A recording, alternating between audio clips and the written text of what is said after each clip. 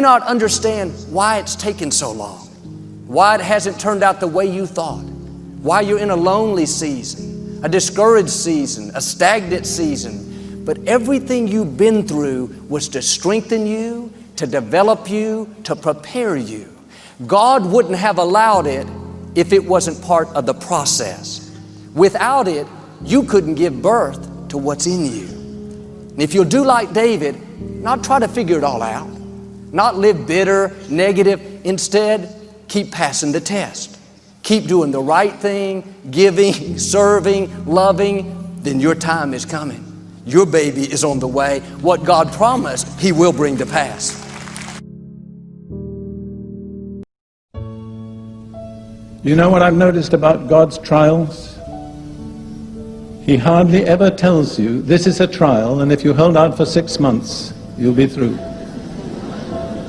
And some of us get to 5 months and 29 days, and we give up. We didn't know we only had one more day. Never give up. There's no precedent in the Bible for giving up. God determines how long the test will last, not we.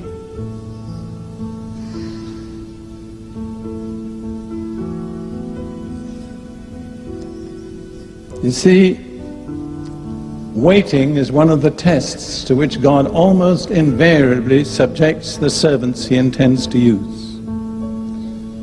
I'll give you just a little list. Abraham, you're going to have a son who will be the head of a nation that will be unique in the earth. How long did he have to wait? 25 years. Meanwhile, his dear wife Sarah tried to help him and complicated things. It's interesting. She said, listen to me, do what I say. First of all, have a child by Hagar, and later she said, get rid of the child. That's the counsel of the flesh. It's inconsistent. Tells you to do one thing and later cancels it. But Abraham became the man he was by waiting. He had to watch his wife past the age of childbearing and still wait. It amazes me that Abraham is so highly rated in the Bible. But what did he do? Well, essentially, he was a prosperous cattle farmer. And he wandered around the area to the east end of the Mediterranean, looking after his flocks and his herds. He did nothing very dramatic. Until the time came that he offered up, or was willing to offer up, his son Isaac. I've often asked myself, what was it in Abraham that caused God to esteem him so highly that he was called the friend of God? And I'm not sure that I really know the answer. But I think one way he earned God's favor was by waiting. Some of you are going to forfeit God's favor if you don't wait. And then there was Joseph. I love the passage in Psalm 105 that speaks about Joseph. I think I can identify with this to some extent from my own experience. Psalm 105 verse 17 and following. God sent a man before them, Joseph, who was sold as a slave. They hurt his feet with fetters. His soul came into irons. Somebody said the iron came into his soul too. Until the time that his word came to pass, the word of the Lord tested him. See, that's a test. The Lord gives you a glorious promise, tremendous. And after that, everything goes the opposite way. Instead of becoming the ruler over your brethren, you end up in a jail in Egypt. And I can't think of a worse place to be in jail than Egypt. What was God doing? testing him. What was the test? Waiting. First, God never puts us through a test without a purpose. You're going through a test, there's a purpose. You will know the test at the time. You may not know it's a test, but you know it's a difficult time you're going through. It's never purposeless. God doesn't waste tests. There's always a purpose. You will rarely know the purpose. The test may be huge, but let me tell you, its purpose is far greater, far more significant. I have learned over the years in the tests in my life, usually the test is designed to have us release something we're clutching. We are clutching human beings. We grip things. We grip people.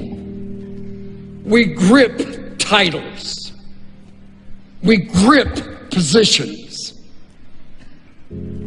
Oh, we cling to them. We clutch them. The test comes. It's remarkable how it can loosen us from the test, from the thing that we've been gripping. Let me say, secondly, when we trust Him while loosening our grip, even when we cannot understand why, He provides solutions that quickly teach us to live with open hands. We will not clutch like that again, not as tightly. Why? Here's the principle. The rewards that follow our learning to hold everything loosely will surpass anything we could have imagined as we were holding on. I'll say it again. The rewards that follow learning to hold everything loosely will surpass anything we could have ever imagined, because the Lord provides that in its place. Whatever it is you've been gripping, clinging to, trying in every way to hold on to, let it go. Let it go. And you will be amazed how God will step in and do the most surprising thing to make you realize what He had in mind is so much greater than what you were gripping. You can't understand later why you held on to it so tightly. One by one, God took them from me, all the things I valued most, till I was empty-handed.